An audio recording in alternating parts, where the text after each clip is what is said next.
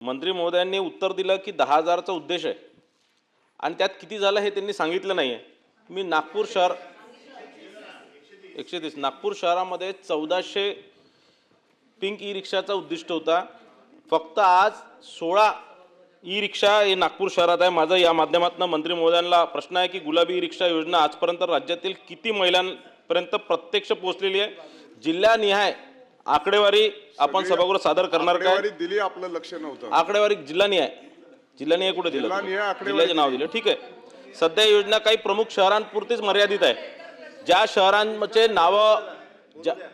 शहरांचे नाव या उत्तरामध्ये दिल्या पुणे, नाशिक, नागपूर, अहिल्यानगर, तर माझा उर्वरित जिल्हे व तालुका मुख्यालयातील ही योजना कधी सुरू करणार आहे?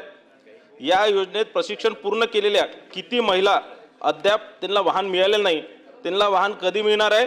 आणि शेवटचा प्रश्न, ही योजना प्रभावीपणे अंमलबजावणी केली पाहिजे, त्याकरता एक जिल्हाधिकारीच्या अध्यक्षतेखाली एखादी समिती घेऊन तिचा दर महिन्यात आढावा घेण्याचं काही नियोजन राज्य सरकारकडे आहे का?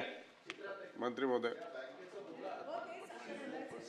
जिल्हाधिकाऱ्यांच्या अध्यक्षतेखाली सन्मान्य सदस्य महोदय या संदर्भातली समिती ही त्या ठिकाणी गठीत आहे आणि जिल्हाधिकाऱ्यांकडूनच या संदर्भातलं लाभार्थ्यांचं व्हेरिफिकेशन करून ती यादी आमच्याकडे येते।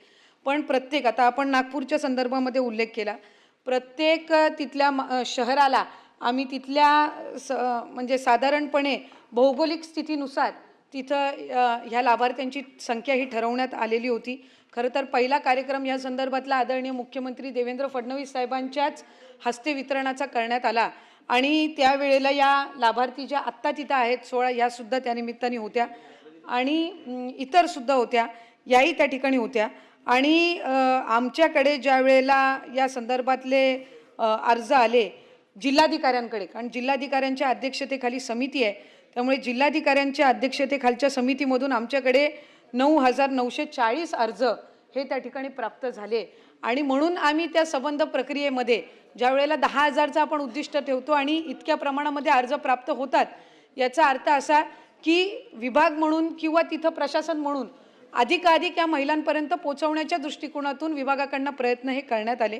पण परिवहन असेल किंवा आणखीन काही महिलांमध्ये जनजागृती असेल किंवा त्या संदर्भातली आणखीन ट्रेनिंग जर काही त्याच्यामधली क्षमता वाढवण्याच्या दृष्टिकोनातून करून जर या लाभार्थ्यांपर्यंत ते अधिक पोचून हा जर आकडा आहे हा वाढवता येण्याच्या दृष्टिकोनातून आम्ही त्या ठिकाणी काम करत आहोत। त्यामुळे नागपूरमध्ये सुद्धा 1400 अर्ज हे आम्हाला त्यावेळेला प्राप्त झालेले होते। प्रत्यक्षात 16 जणींनी जरी त्या ठिकाणी ती घेतलेली असली तरीही 1400चं उद्दिष्ट पूर्ण करण्याच्या दृष्टिकोनातून आम्ही प्रयत्नशील आहोत। मी मगाशी म्हटल्याप्रमाणे पहिल्या टप्प्यामध्ये 10,000चं उद्दिष्ट आम्ही ठेवलेलं होतं, त्यामुळे त्यानुसार हे पहिले 8 जिल्हे हे जिथं त्यांना फक्त आपल्याला पिंक त्यांना ई रिक्षा द्यायची नाही आहे तर त्यांना त्यातून रोजगाराचं साधनसुद्धा आपल्याला त्या ठिकाणी निर्मित करून द्यायचं आहे। ही जी ठिकाणं आहेत ही बहुतांशी ठिकाणं इथं एअरपोर्ट्स आहेत, इथं बस स्टेशन्स आणि रेल्वे स्टेशन्स मोठ्या प्रमाणात आहेत, त्यामुळे फीडर सर्व्हिस म्हणून त्यांना या ठिकाणी आम्हाला जोडून देता येत होतं, म्हणून ही पहिली 8 जिल्हे आम्ही निवडलेले होते। हे उद्दिष्ट पूर्ण झाल्यानंतर उर्वरित राज्यातल्या शहरांमध्ये सुद्धा अगदी नगर परिषद आणि इतर शहरांमध्ये सुद्धा ही योजना पोहोचवण्याच्या दृष्टिकोनातून आमचं उद्दिष्ट आहे।